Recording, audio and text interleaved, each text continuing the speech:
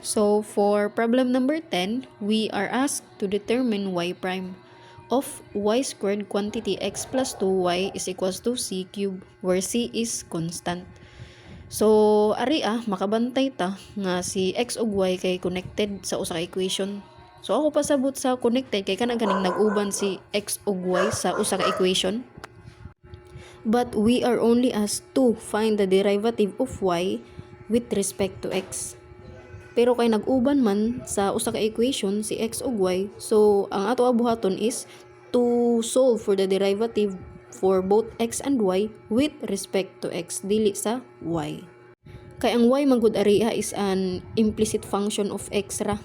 So para makuha na to ang first derivative aning equation, we need to use implicit differentiation tungod kay si y is an implicit function of x.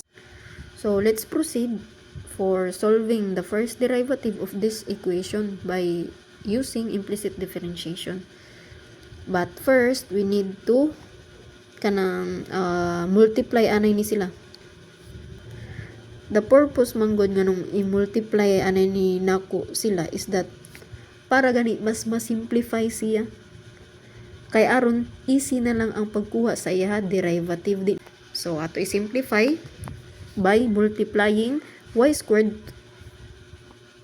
sa kani nga term. Multiplying y squared sa tagsa-tagsa nga term. So we have y squared times x is xy squared. Y squared times 2y is positive 2y cube is equals to, copy lang ni siya ang c cube. So mao na ni siya. So mao na ni ang simplified nga form sa kaninga equation. So mo ni ang ato pangitaan og first derivative by using implicit differentiation. So ma-observe nato nga kaning xy squared is a product of two functions. And to find its derivative, we need to use the product rule. So applying product rule, so copy the first term which is x times the derivative of the second term which is y squared. So the derivative of y squared, applying power rule, we have 2y y prime.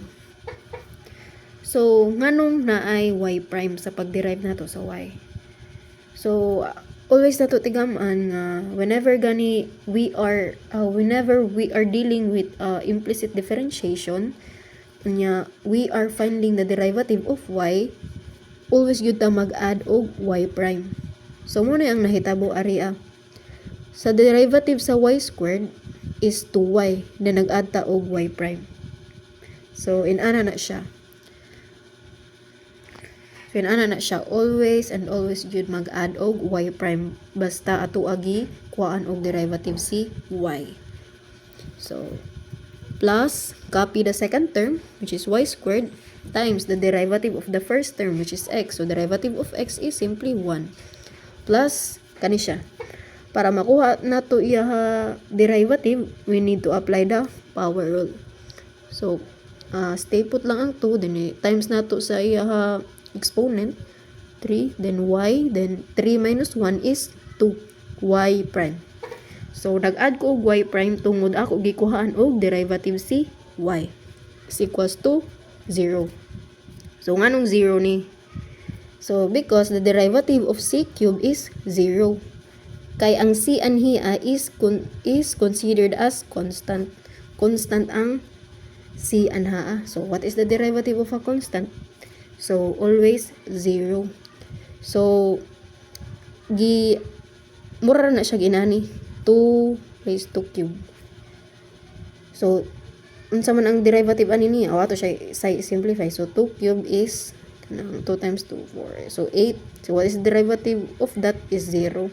So gi-represent lang ni siya as letter pero constant na siya.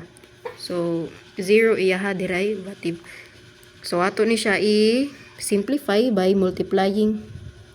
So x times 2y y prime will be 2xy y prime plus y squared times 1 is simply y squared plus 2 times 3 times y squared y prime is 6y squared y prime is equals to 0. So, ang mga term nga naay y prime, ato ra siya ibilin anhia nga side sa left side, and then ang mga term nga walay y prime ato i-transpose sa other side. So, bring down out, diri ra ni si 2xy y prime, then si kanisad siya si plus 6y squared y prime. Then kani si y squared, since wala man siya kanang wala siya y prime, ato siya i-transpose sa other side. So once we transpose sa other side, ma-change iya sign. So positive y squared mahimong negative y squared. So kani ato i-factor out ang y prime since common siya sa kada term. So by factoring out y prime, so ato gi-factor out ang y prime, ang mahabilin na lang is 2xy plus kani siya factoring out the y prime mahimong 6y squared. Copy lang ang negative y squared. So para makuha nato ang y prime, we need to divide both sides sa kani. Para ma-cancel out siya, ang mahabilin na lang y prime. 2xy plus 6y squared. So dara. Ang nahabili na lang kay si y prime na lang by makancel na sila. So negative y squared over, copy ang denominator, 2xy plus 6y squared. So area sa denominator, ma-factor nato ang 2y. So nganong 2y man? Kay ang 2 ug ang 6 na kanang common sa ilaha, which is 2.